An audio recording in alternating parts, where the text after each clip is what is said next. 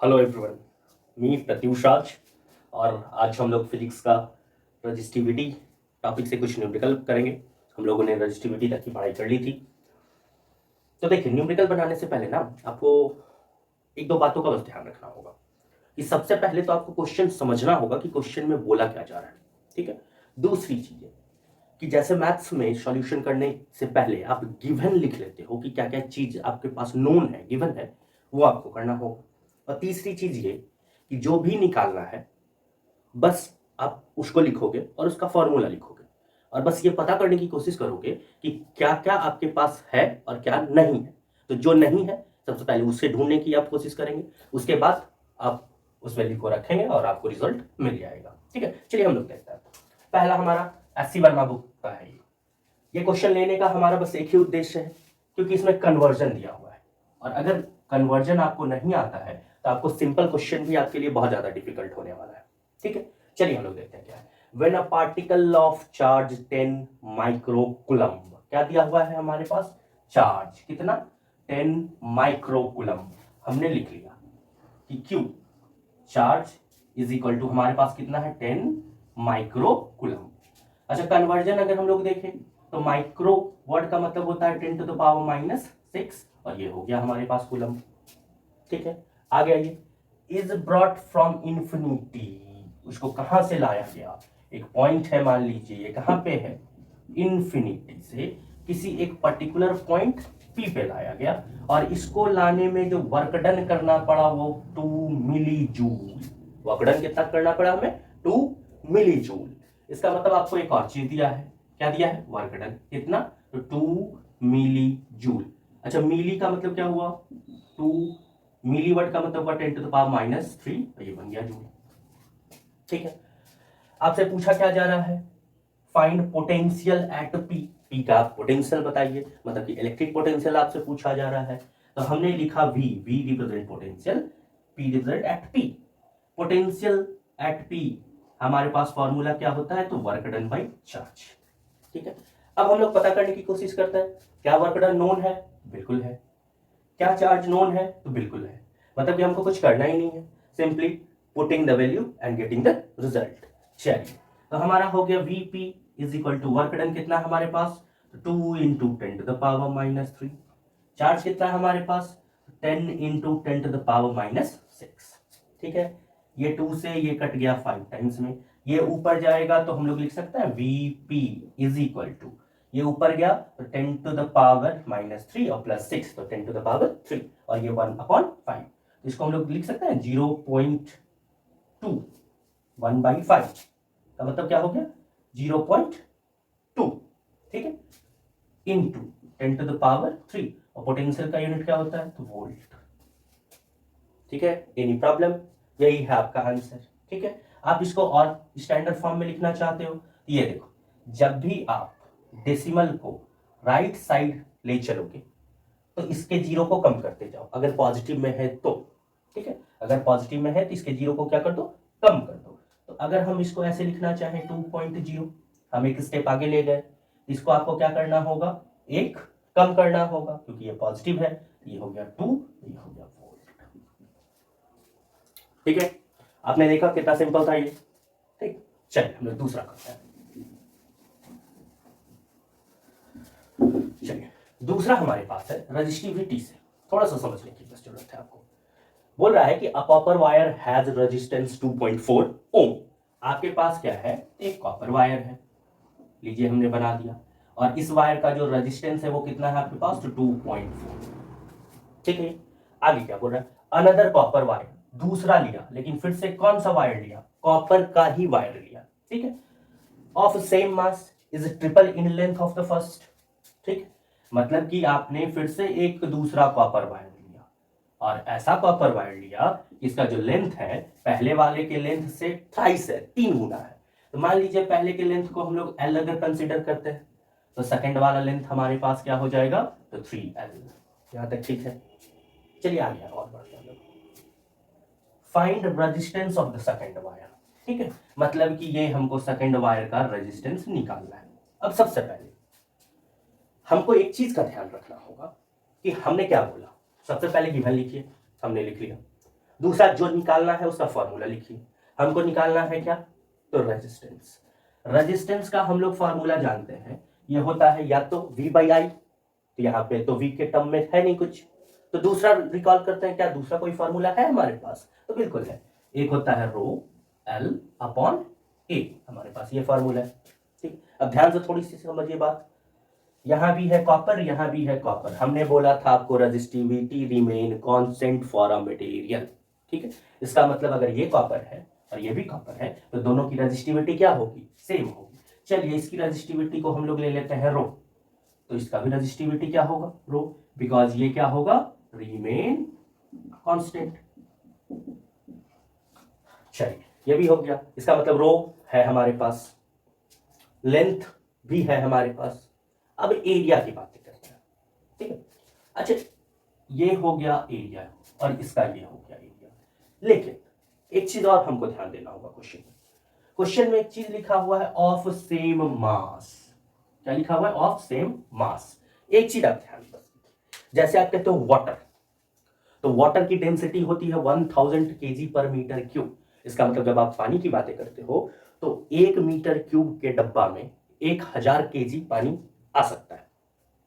वैसे ही आप अगर किसी भी एक मटेरियल, पर्टिकुलर मटेरियल की बातें करोगे तो उसकी डेंसिटी फिक्स्ड होती है, उसकी डेंसिटी क्या होती है, फिक्स्ड होती है। अब थोड़ा सा समझिएगा, हम जानते हैं डेंसिटी इज इक्वल टू होता है मास अपॉन वॉल्यूम। ठीक है, आपने बोला कि दोनों वायर की डेंसिटी फिक्स्ड है, ठीक है, और दोनों वायर का मास भी क्वेश्चन में क्या दे रखा है, तो सेम दे रखा है। अच्छा एक बात बताइए, volume is equal to mass by density, ये भी फिक्स्ड और ये भी फिक्स्ड, इसका मतलब वॉल्यूम भी क्या होगा, फिक्स्ड होगा। इसका मतलब है कि ये दोनों का दोनों जो वायर होगा उन दोनों वायर का वॉल्यूम क्या होगा, तो सेम होगा। बस एक चीज आप हमेशा ध्यान रखिए, क्वेश्चन में कभी सेम मास, सेम डेंसिटी, ये सब टर्म अगर यूज किया हुआ हो, इसका बस इतना ही मतलब होता है कि दोनों का दोनों जो वायर है उसका वॉल्यूम क्या है, तो सेम है, वॉल्यूम क्या है, तो सेम है। अब आइए थोड़ा सा, मान लीजिए इसका एरिया को हम लोग ले लेते हैं A1 और इसके एरिया को ले लेते हैं हम लोग A2। ठीक है, हमने बोला कि क्वेश्चन के हिसाब से मास अगर सेम है, क्या सेम है हमारे पास, मास सेम, तो इसका मतलब क्या हुआ, डेंसिटी सेम। और अगर डेंसिटी सेम है, इसका कहने का क्या मतलब हुआ कि वॉल्यूम सेम है। इसका मतलब हम लोग लिख सकते हैं क्या, volume of first wire equal to volume of second wire. ठीक है ये, अच्छा वॉल्यूम का फॉर्मूला क्या होता है, तो वायर होता है सिलेंड्रिकल, और सिलेंड्रिकल वॉल्यूम का फॉर्मूला है पाई आर स्क्वायर एच। अच्छा पाई आर स्क्वायर को देखिए तो हम लोग ये बोल सकते हैं क्या, एरिया ऑफ क्रॉस सेक्शन, और इंटू एच का मतलब क्या हो गया, लेंथ। इसका मतलब दूसरे शब्द में हम लोग बोल सकते हैं क्या, length L into area of cross section. ठीक है, दूसरा का लेंथ कितना है हमारे पास, तो ये हो गया 3L, और एरिया ऑफ क्रॉस सेक्शन हमने कितना ले लिया है, A2। L से L हो गया कैंसिल, इसका मतलब A2 is equal to A1 upon 3, A2 is equal to A1 upon 3। अच्छा ये करने का मकसद क्या था हमारा, एक चीज हमारे पास सुनिए, हमारे पास एक वेरिएबल है L, एक वेरिएबल है A1 और एक वेरिएबल है A2। हम लोग 3 वेरिएबल के टर्म में क्वेश्चन को नहीं बनाते हैं, ठीक है, हम लोग 3 वेरिएबल के टर्म में क्वेश्चन को कभी भी नहीं बनाते हैं। हमको कन्वर्ट करना था उसको मिनिमम 2 वेरिएबल में। ठीक है, हम चाहते थे कि वो कितने वेरिएबल में आ जाए, तो 2 वेरिएबल में आ जाए। अब हमने देखिए यहां से क्या किया, हमने यहां से बस ये किया कि फर्स्ट वायर के एरिया को और सेकंड वायर के एरिया को एक दूसरे के साथ रिलेट कर दिया। ऐसा क्यों हमने किया, क्योंकि हमारा फर्स्ट वायर का जो है रेजिस्टेंस गिवन है और हमको इसी से कंपेयर करना है इसको, क्योंकि ना ही लेंथ का कोई एग्जैक्ट वैल्यू गिवन है, ना ही एरिया का कोई वैल्यू गिवन है, ना ही रेजिस्टिविटी की कोई वैल्यू गिवन है। इसका मतलब ये क्वेश्चन कंपैरिजन क्वेश्चन है, तो कंपैरिजन करने के लिए हमको फर्स्ट वायर से ही सेकंड को कंपेयर करना होगा, इसीलिए हमने दोनों के एरिया को क्या किया, रिलेट कर दिया। ठीक है यहां तक, अब थोड़ा सा समझिए बात को। ठीक है, अब अगर हम लोग फर्स्ट वाले वायर का रेजिस्टेंस के लिए फॉर्मूला लिखे R, ये होता है रो, चलिए रो है, L के जगह पे L है और एरिया की जगह पे A1 है। अच्छा इतने का जो वैल्यू है कितना है हमारे पास गिवन, 2.4 ओम, और ये है हमारा रो L अपॉन A1 की जगह पे। ठीक है, चलिए हमने लिख दिया, इसको हमने नाम दे दिया इक्वेशन नंबर 1। ठीक है, चलिए अब इसके लिए लिखता है R1, इसके लिए रेजिस्टेंस का फॉर्मूला लिखेंगे, अगेन रो तो सेम है, नो प्रॉब्लम। लेंथ के जगह पे हम लोग क्या लिख सकते हैं, 3L। ठीक है। और एरिया की जगह पे हम लोग क्या लिख सकते हैं, A2, और A2 को हम लोग रिलेट करेंगे क्योंकि यहाँ पे A1 दिया हुआ है, A1 के टर्म में, तो A1/3, ये हो गया हमारे पास A1 और ये हो गया 3, ठीक है। तो R1 is equal to 3 into 3 9 rho L upon A1, ठीक है। इसका मतलब 9 इंटू, अच्छा एक चीज देखिए तो हमारा रो L/A1, रो L/A1 इसका वैल्यू जो है हमारे पास, रो L/A1 इसका वैल्यू कितना है हमारे पास 2.4। इसका मतलब अगर हम लोग इसको सेकंड इक्वेशन लिख दें और ऊपर लिख दें हम लोग कि पुटिंग 1 इन 2, इसको उठा के अगर इसमें रखते हैं तो इतने के बदले हम लोग क्या रख सकते हैं, तो 2.4, तो हमारा हो गया R1 is equal to 9 into 2.4, R1 9 into 2.4। अब कैलकुलेशन कर लीजिए, 9 4 जा 36, कैरी 3, 9 2 जा 18 और 3 21 ओम। इसका मतलब इस वायर का जो रेजिस्टेंस वैल्यू होगा वो कितना होगा, 21.6 ओम, ठीक है। समझ गए, एनी प्रॉब्लम? चलिए आते हैं अब हम लोग थर्ड क्वेश्चन की तरफ। ये देखिए हमारे पास क्या है, how will resistance of a wire changes if diameter is doubled and its length remain same. अब देखिए क्वेश्चन क्या है हमारे पास, 3 नंबर बोल रहा है कि किसी भी वायर का रेजिस्टेंस कैसे चेंज होगा अगर पहले के कंपैरिजन में डायमीटर को डबल कर दिया बट लेंथ को नहीं बदल रहा है, मतलब कि अनदर वायर लेके आया, ठीक है। ये है हमारे पास एक वायर और ये है हमारे पास दूसरा वायर, ठीक है, कोई प्रॉब्लम?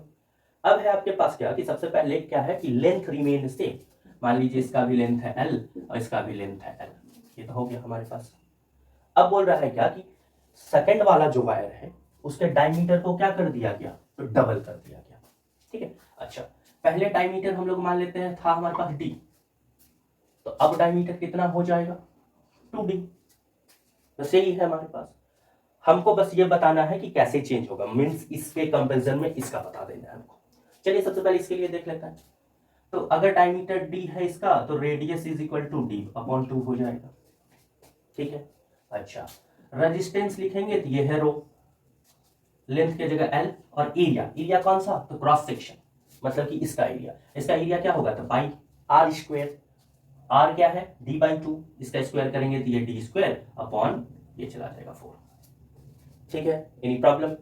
D/2 का स्क्वायर तो D स्क्वायर और 2 का स्क्वायर 4, तो 4 चला गया ऊपर, इसको हमने लिख दिया इक्वेशन में। चलिए इससे आते हैं हम लोग, इसका अगर रेजिस्टेंस लिखना चाहेंगे तो फिर से रो, ठीक है, क्योंकि वायर एक ही है हमारे पास, ठीक है, तो रेजिस्टिविटी क्या होगी, तो सेम होगी, ठीक। चलिए फिर से लेंथ में तो नो चेंजेस, एरिया अब कितना हो जाएगा, तो पाई R स्क्वायर।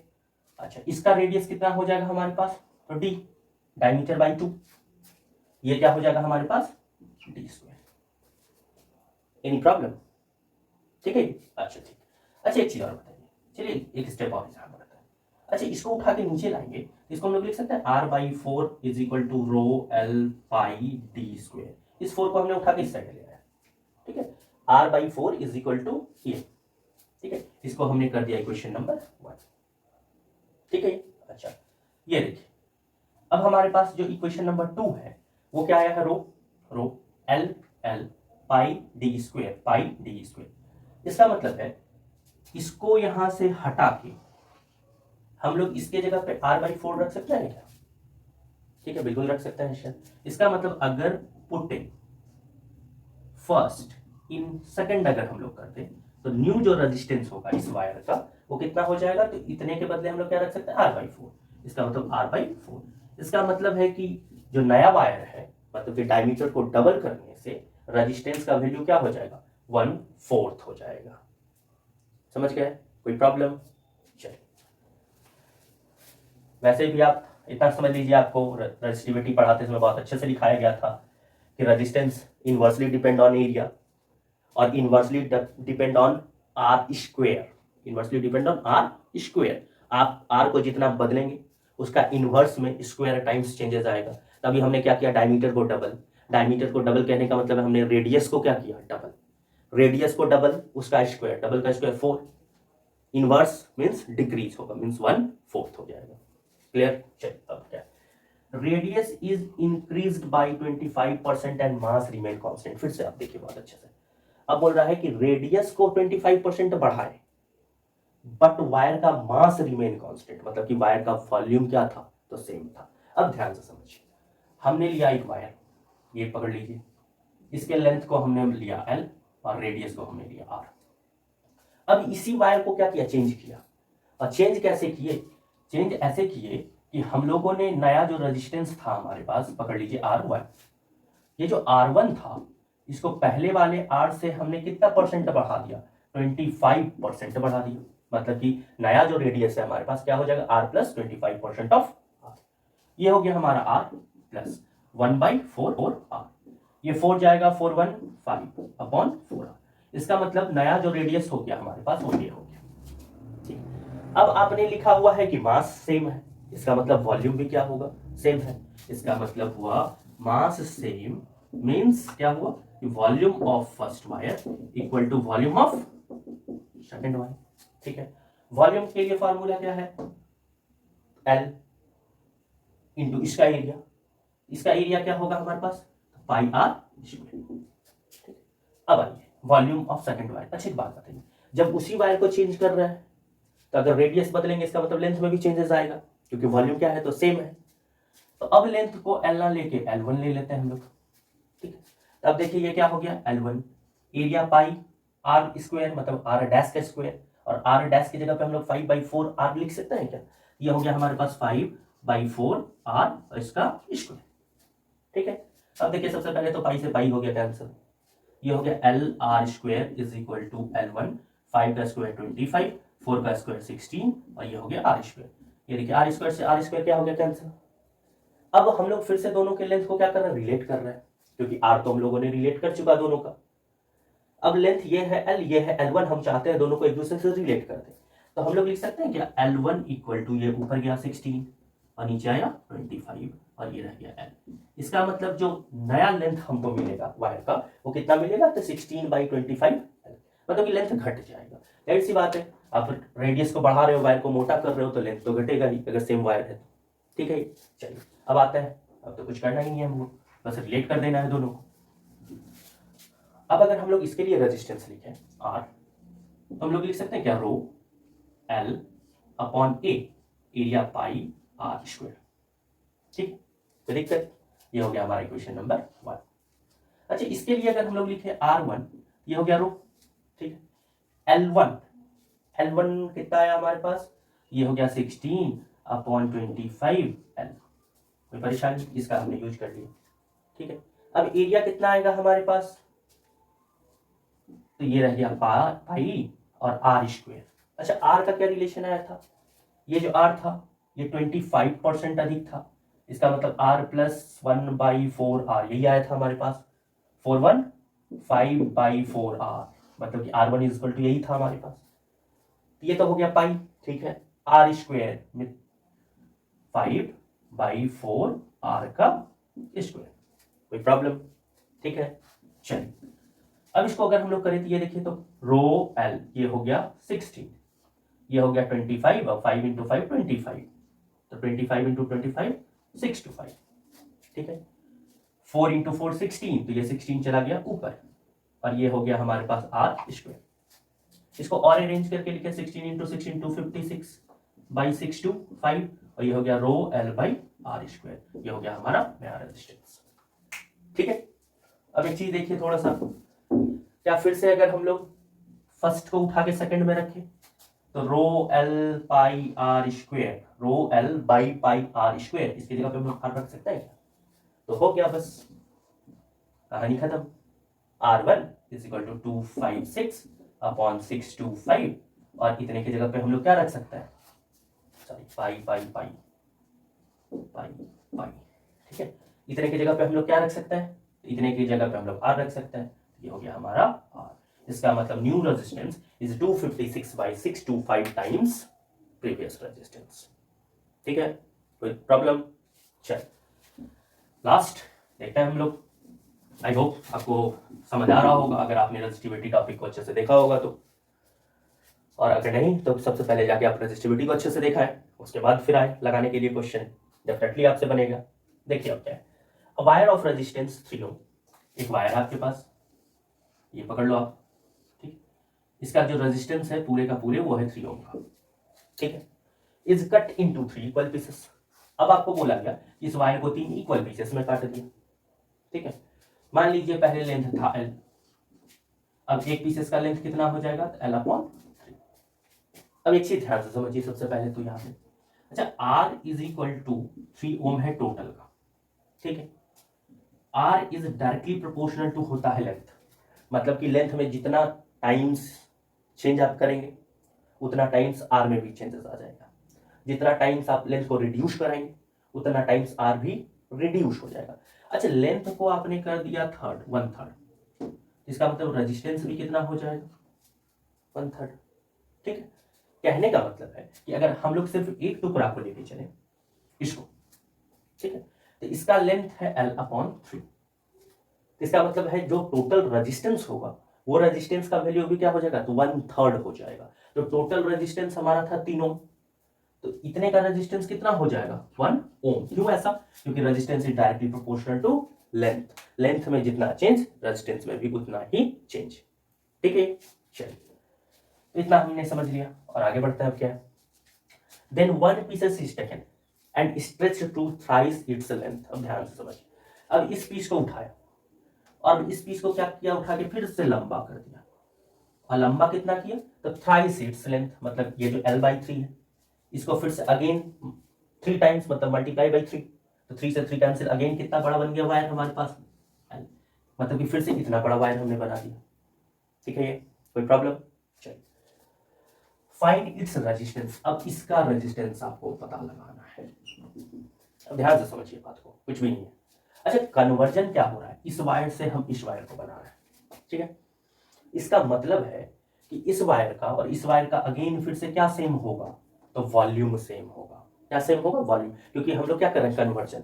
मैथमेटिक्स में जब भी आप क्वेश्चन बनाते हो मेंसुरेशन में, ये क्यूब है उसको पिघला के हम लोगों ने स्फीयर बना दिया बहुत सारा छोटा छोटा, तो उस समय आप ऐसे क्वेश्चन में क्या सेम लेते हो, तो वॉल्यूम सेम। जैसे आप मान लो एक गिलास पानी है आपके पास, उस पानी को आपने उठा के दूसरे कंटेनर में डाल दिया, तो क्या पानी का वॉल्यूम चेंज होगा क्या, बिल्कुल भी नहीं। इसका मतलब है पानी का सिर्फ क्या चेंज हुआ, शेप चेंज हुआ, नॉट द वॉल्यूम। यहाँ भी आप क्या कर रहे हो, वायर के शेप को चेंज कर रहे हो, मटेरियल आपने घटाया बढ़ाया नहीं है। इसका मतलब है कि वॉल्यूम क्या होगा उसका, तो सेम होगा।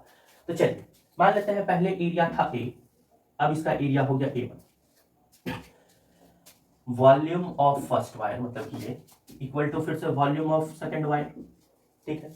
फर्स्ट वायर का वॉल्यूम क्या होगा, तो ये रहा length L/3 upon area A, इसमें आते हैं हम लोग, इसका वॉल्यूम होगा L अपॉन एरिया A1, ठीक है।